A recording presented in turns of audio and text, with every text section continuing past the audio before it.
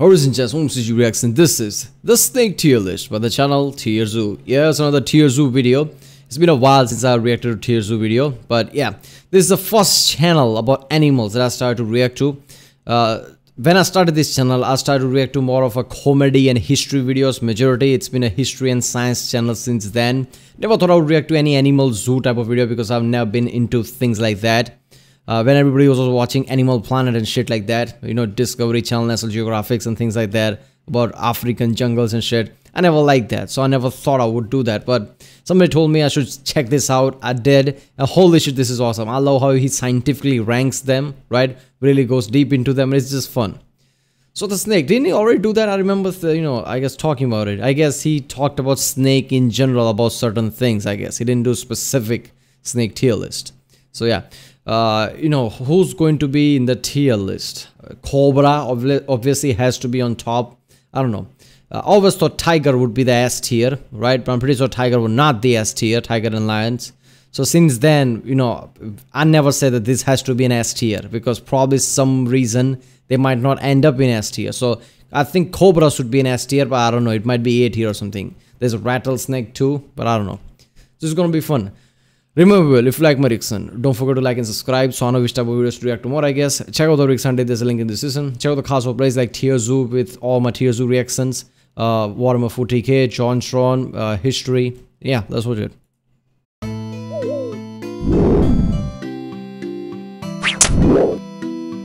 Oh shit!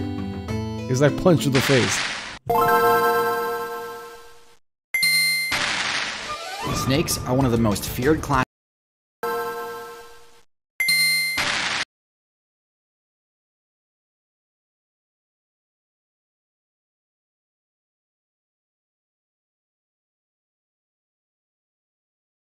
Oh, wait a minute, it was mute.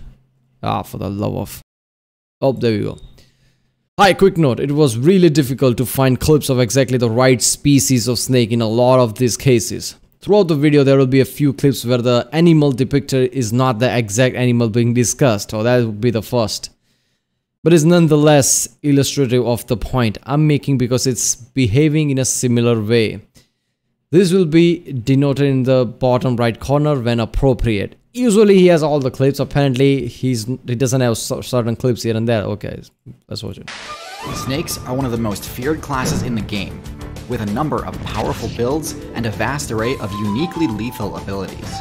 However, some of these strategies have clearly been more successful than others.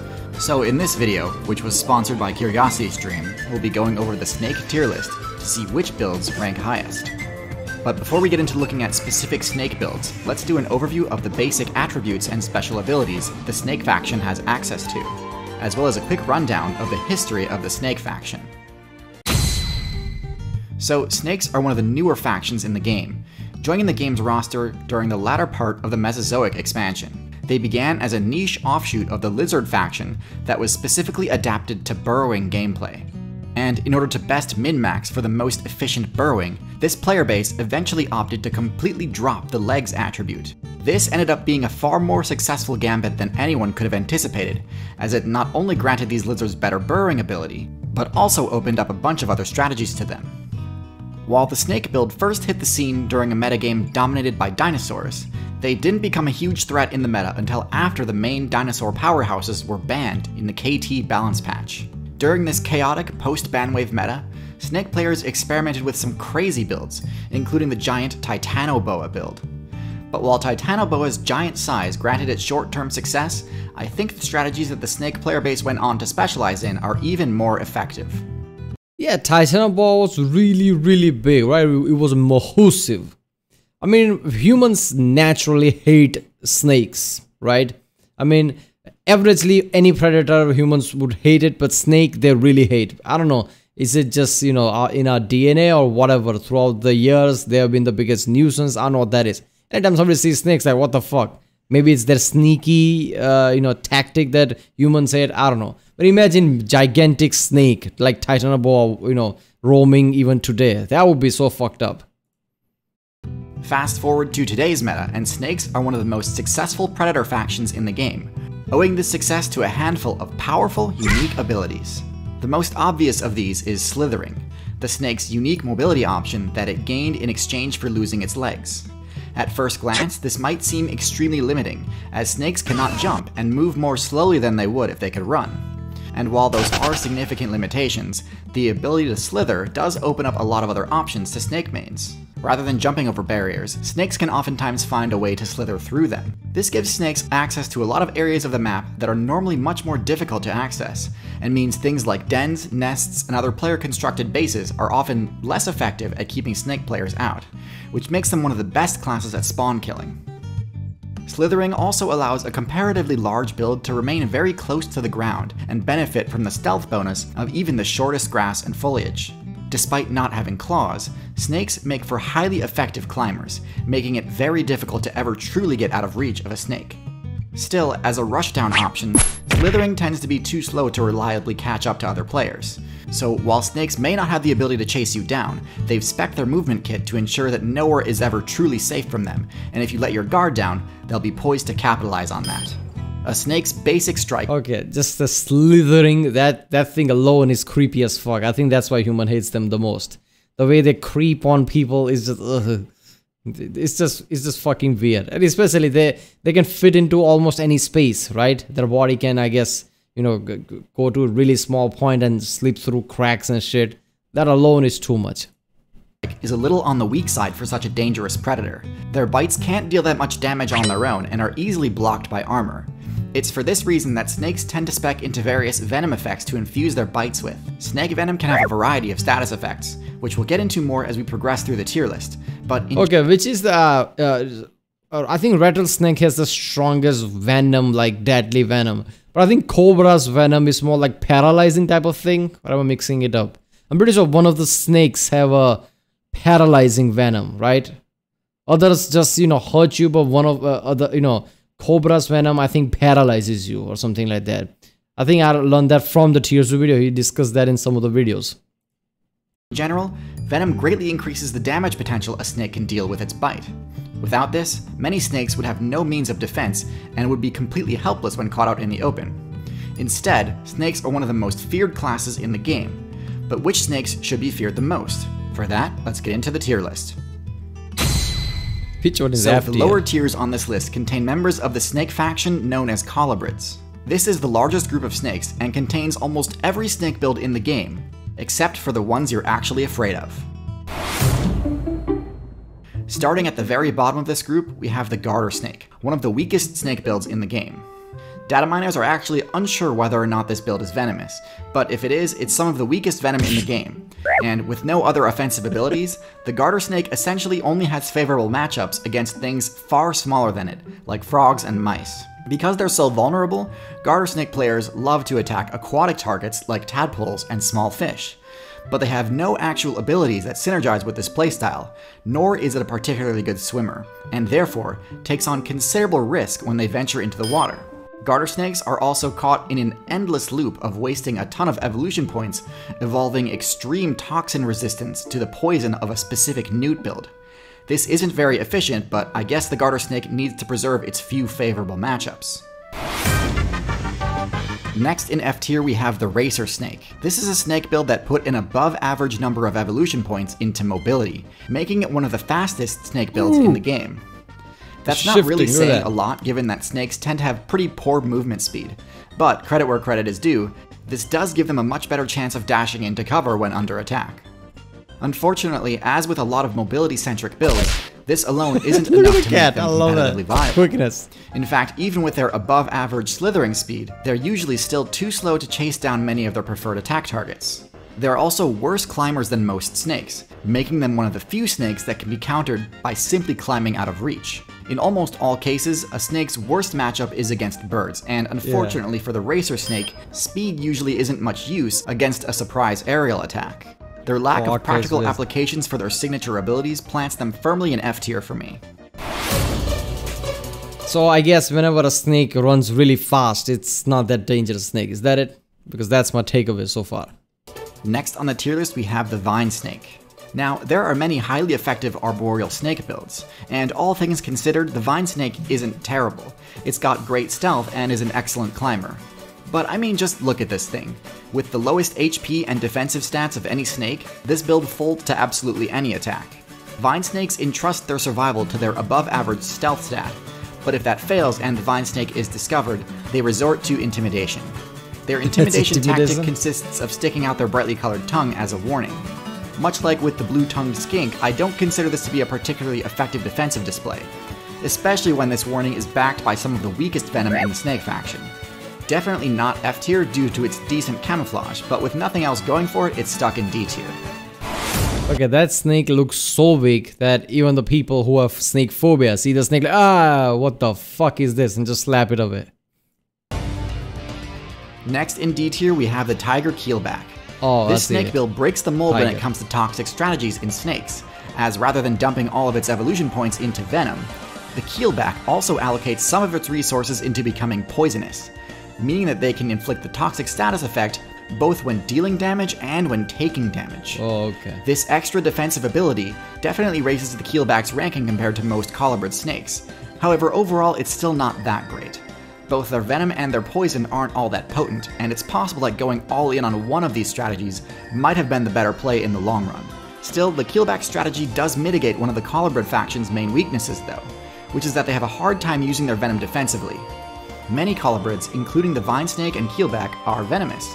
This is useful because, I mean, how else would a snake barely thicker than a piece of spaghetti deal any damage, right? The problem is, colobrids lack the efficient venom delivery abilities found in the more dangerous snake builds. Their fangs are Oh, Viper. Okay, so I was mistaken. Rattlesnake. No, not rattlesnake. Viper has a really strong venom. But Cobra has the, neuro type of venom which paralyzes you, I think. Yeah. Located at the back of their mouths, and these fangs don't actually inject venom. The venom is just kind of part of their saliva, so to deal any damage with it, they need to really chew on their target for a good chunk of time. As you might expect, this makes Come here. Come here. individual strikes from most venomous colobrids quite harmless, as they don't contain much venom per hit, and they also can't really use their fangs unless they get a really solid bite in. So the Keelback's poison does sort of cover for this weakness, which is great, and for that it gets to the top of D tier. However, a defensive poison is by no means the only way to mitigate the drawbacks of having rear fangs, as we'll see as we move out of the low tier and into mid tier.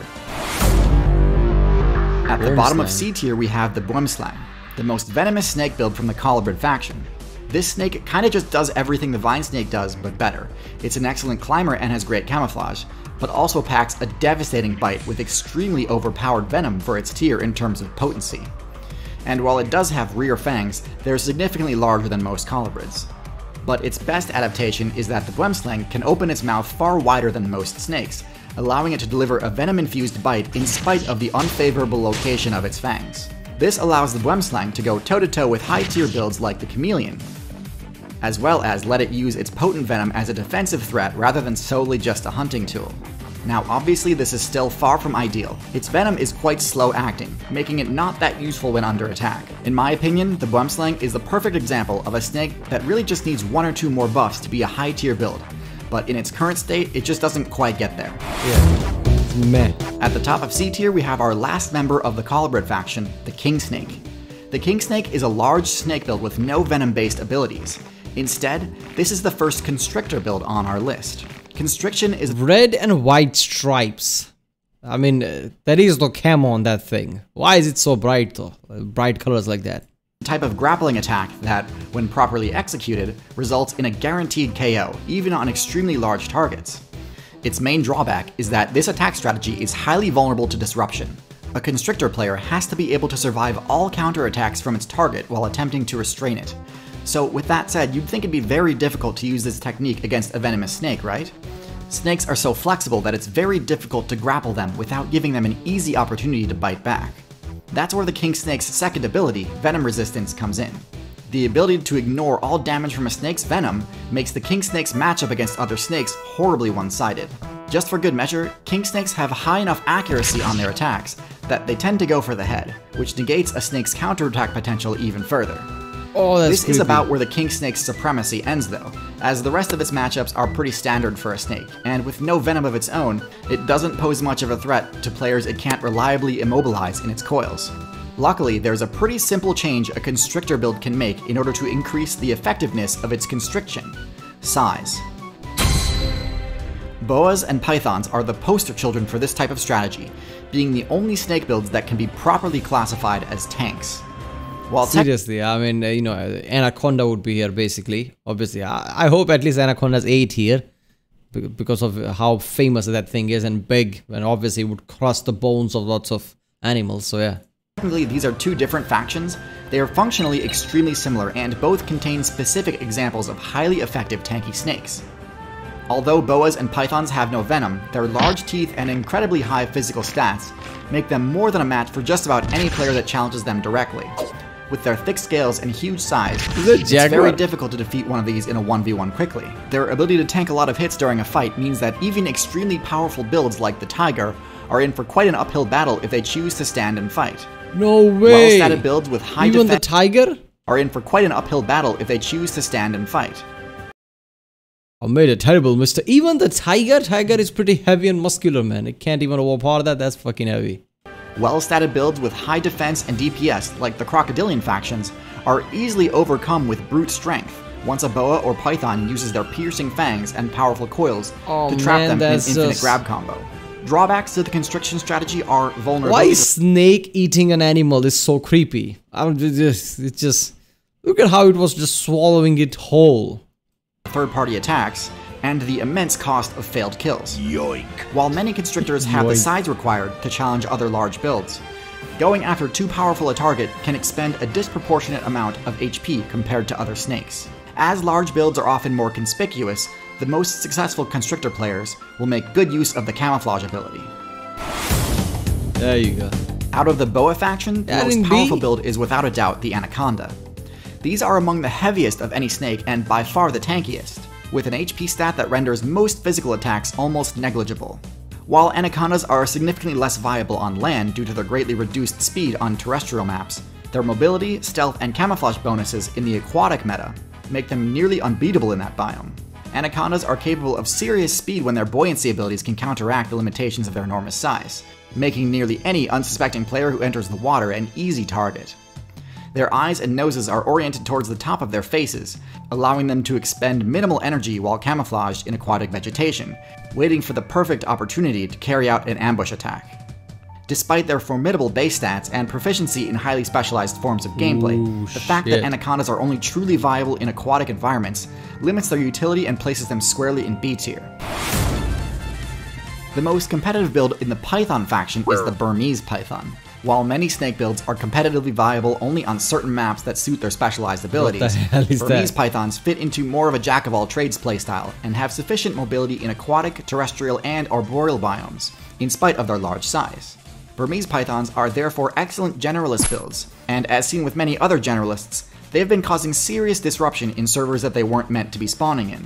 Burmese pythons have totally destabilized the meta of the Florida Everglades, due mostly to the python's extremely one-sided matchup against non-social mammal builds, and a lack of the type of builds that normally keep the python player base in check. Now, thankfully, the current top tier of the Everglades is quite capable of defeating or repelling a python in single combat, but because the alligator's dominance is restricted to the aquatic zones, pythons essentially have complete control of the arboreal zone, which has led to a drastic reduction in players running mammal builds like the rabbit, raccoon, fox, and bobcat. The bobcat is like, get out of here. I love how cats, basically any cats in general, how they go against a snake. Their quickness is ridiculous. Every time a snake thinks it's quicker, try to strike, cat is like, get out of here. Pythons come in at the top of B tier due to their versatility. Their low speed stat and lack of venom makes higher tier snakes much more viable choices for most gameplay styles. Anaconda at B, I mean that's kind of I mean at least it should have been A, but yeah, I guess I understand. No venom and shit. Only size and crushing ability, that's not enough. While some snake builds in lower tiers can use the venom skill, placement in A tier or higher rides almost exclusively on choosing to dump a majority of evolution points into maximizing venom efficiency and delivery methods. Members of the Viper class dominate the A tier. Among the most feared builds in the game, Vipers have a variety of special offensive and sensory skills that help compensate for their generally low defense stats. Their long, hollow fangs are placed at the front of their mouths and can pierce most armor to deliver lethal doses of venom. but one drawback to the flesh-destroying hemotoxins used by most builds in this group is that they can take a while to immobilize players. Most Viper builds also spec into the infrared heat sensing ability, making them extremely powerful nocturnal ambush attackers and compensating for their lack of speed. Some members of the Viper faction tack on tail adaptations too, for access to the intimidation and lure. That's why Vipers are probably one of the most threatening snakes there are. Because let's be honest, what does humans fear the most? The dark, the unknown. So walking around in pitch dark thing, you have this kind of a thought that I can't see many things, but hopefully other things cannot see me either. That's the kind of thought you walk around with in pitch dark areas. Well, Viper doesn't give a shit. Viper has infrared. Viper can just detect heat. Viper can see everything even in the fucking pitch dark because it would easily detect heat. Abilities, but these perks are minor compared to their raw offensive potential. Coming in at the bottom of A tier are Gaboon Vipers, combining the highest defense stat of any venomous build with near unbeatable stealth and an incredibly high strike speed. Despite their bulky appearance, Gaboon Vipers are almost invisible to spot during gameplay, and are notorious for destroying unsuspecting players due to the sheer volume of venom delivered during an attack, despite their relatively underpowered toxicity compared to other. I love the face of that, like, oh shit, slow motion dropping. Vipers. With the longest fangs of any Viper, they can deal significant physical piercing damage in addition to any toxic effects caused by the venom. They conserve energy by remaining motionless when not in combat, and are rather difficult to provoke into unnecessary confrontation. Look at that. While Gaboon Vipers are an excellent choice for ambush-based play in jungle maps, their lack of versatility and low aggression means they can be easily outmaneuvered by other builds. Cottonmouths rank slightly higher in A tier due to their rare ability to use the skill set of the Viper class effectively in the aquatic realm. As the only Viper build in the game with aquatic adaptations, their potent venom and fishhook-shaped fangs make them— So I guess this is the Jaguar of the snakes.